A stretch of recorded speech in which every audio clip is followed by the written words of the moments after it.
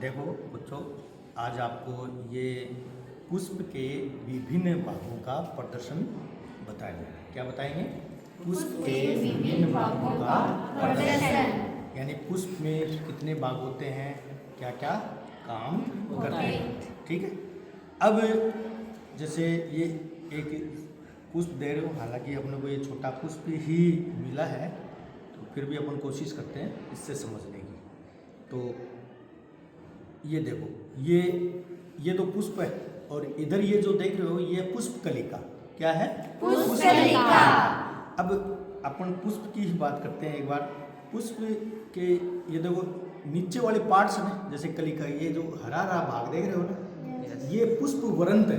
क्या है? पुष्प वृंत। पुष्प वृंत के ठीक ऊपर आप देख रहे हैं कि ये कुछ अलग अलग पार्ट्स में बटे हुए इसके भाग दिख रहे हैं। इनको बोलेंगे बाह्य दलपुंज। क्या बोलेंगे? बाह्य दलपुंज। बाह्य दलपुंज। बाह्य दलपुंज ये काम क्या करते हैं? एक तरह से ये जो पुष्प कलिका, ये जो पुष्प है, ये इस कलिका अवस्था में रहती है, उस समय इस कलिका की रक्षा करते हैं। कौन? बाह्य दलपुंज। दोबारा रिपीट कर रहा हूं कि बाह्य दलपुंज पुष्प के पुष्प कलिका की अवस्था में होने पर उसकी भागों की रक्षा करने का काम बाह्य दलपुंज के द्वारा किया जाता है। इस यदि इनको हटा दें, बाह्य दलपुंज को यदि अपन हटा दें, जैसे मैं एक एक इनको हटा रहा हूँ, से यदि इनको हटा दें, है ना, तो हटाने के बाद में जो दूसरे भाग है, इसका नाम है, आप देख रहे हैं बड़े बड़े से रंगीन इसके हिस्से दिख रहे हैं, तो इनको बोलेंगे दलपुंज, क्योंकि इनकी संख्या ज़्यादा है। संख्या ज़्यादा है, एक से ज़्यादा है, तो पुंज के रूप में, तो इनको बोलेंगे दलपुंज। अब दूसरा भाग एक तरह से पुष्प का बोल सकते हैं अपन दलपुंज। पहला भाग क्या था? बाह्य दलपुंज। और दूसरा भाग हो गया दलपुंज। ये एक सभी पौधों में लगभग रंगीन होते हैं। इनका रंग कैसा होता है? अलग अलग रंग का हो सकता है। कारण क्या है दलपुंज रंगीन होना? ये कीटों को आकर्षित करते हैं। किसको आकर्षित करते हैं? कीटों को आकर्षित करते हैं। तो अब कुछ पौधे ऐसे होते हैं जो जिनके ये दलपुंज रंगीन नहीं होते, सफेद होते हैं। जैसे आपने नाम सुना होगा रात रानी। रात रानी के जो दलपुंज है वो सफेद होते हैं। ठीक है, तो वो सफेद है, तो वो सफेद कीटों को आकर्षित कैसे करते हैं?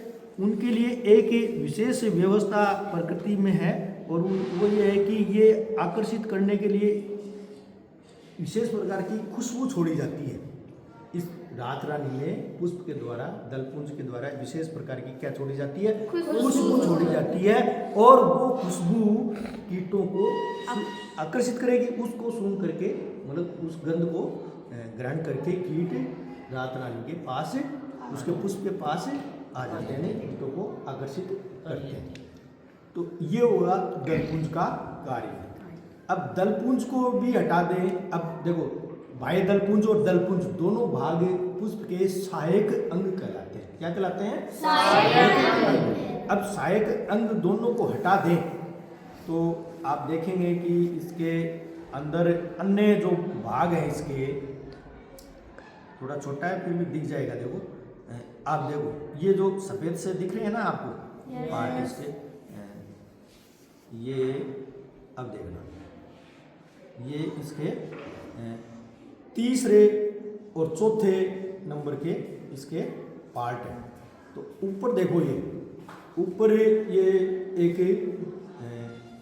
कोस सा, गुच्छा सा दिख रहा है, और ये देखो, मैं एक इस चिमटी से अलग कर रहा हूँ फोर्सेप्स से, तो ये आप देख सकते हैं कि ये देखो नीचे ये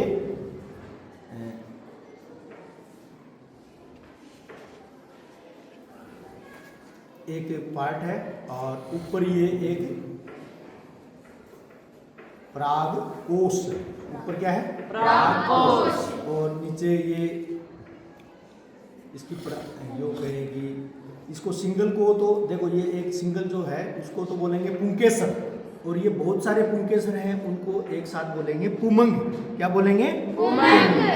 तो ये जो पुमंग है बहुत सारे पुंकेसरों से मिलकर के बना है।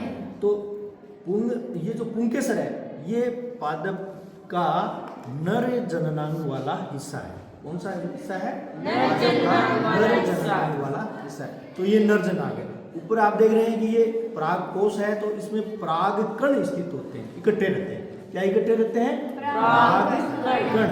तो जब ये सूख जाती हैं परागकोश, तो परागकोश की जो भित्ति है वो चटक जाती है। चटकने से इसके अंदर स्थित जो परागकण है वो दूर दूर बिखर जाते हैं। कुछ परागकण परागण की क्रिया के लिए यहीं पर स्थित या किसी दूसरे पुष्प पर स्थित जो ये मादा जननांग जायंग वाला पार्ट है उसके वर्तिकाग्र पर गिर जाते हैं। कौन? परागकण। तो ये देखो आप देख रहे हैं, ये तो पुंकेसर तो मैं एक एक करके हटा रहा हूँ, देखना ध्यान से, ठीक है? पुंकेसर को एक एक करके हटाया जा रहा है, देखो, ठीक है? ये क्या हटा रहा हूं मैं? पुंकेसर, यानी नर जननांग को हटा रहा हूं, ठीक है? अब आप देखो, जैसे ही इन नर जननांग को हटाया तो अंदर ये एक नली सी दिख रही है एकदम बीचों बीच में, है ना? ये है जायांग। कौन सा पार्ट है पुष्प का? जायांग है, जो कि इसका पुष्प का मादा जननांग है। क्या है? मादा जननांग। पुष्प के नीचे वाला हिस्सा, इसका जायांग का नीचे वाला हिस्सा अंडा से होता है और ऊपर ये वर्तिका नली और फिर ऊपर वर्तिकाग्र। क्या होती है?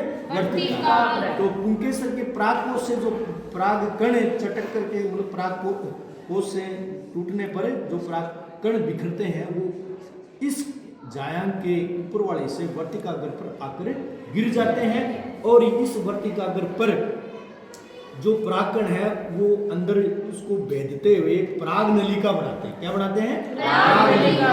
और ये पराग नलिका नीचे तक इस जायंग के नीचे वाले पार्ट अंडाशय तक जाती है और अंडाशय के में स्थित जो केंद्रक है उनसे परागकण का जो केंद्रक है वो मिलता है, अर्थात संलयित होता है, अर्थात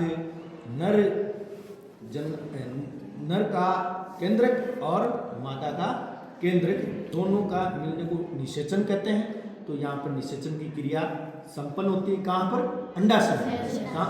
जायंग के नीचे वाले पार्ट अंडाशय में निषेचन की क्रिया संपन्न होती है और युग्मनज का निर्माण होता है। फिर उसमें वो भ्रूण में डेवलप होता है, वृद्धि करता है, तो नए पादप का विकास होता है, जन्म लेता है, ठीक है? नया पादप बनता है। तो आपने उसके 4 भागों के बारे में जाना। दोबारा रिपीट करते हैं। पहला भाग क्या है? बाह्य दल पुंज। दूसरा क्या है? दल। तीसरा है पुमंग, जिसके विभिन्न भागों को क्या कहेंगे? पुंकेसर। और चौथा क्या है? जायांग, जो पुष्प का मादा जननांग वाला पार्ट, ठीक है?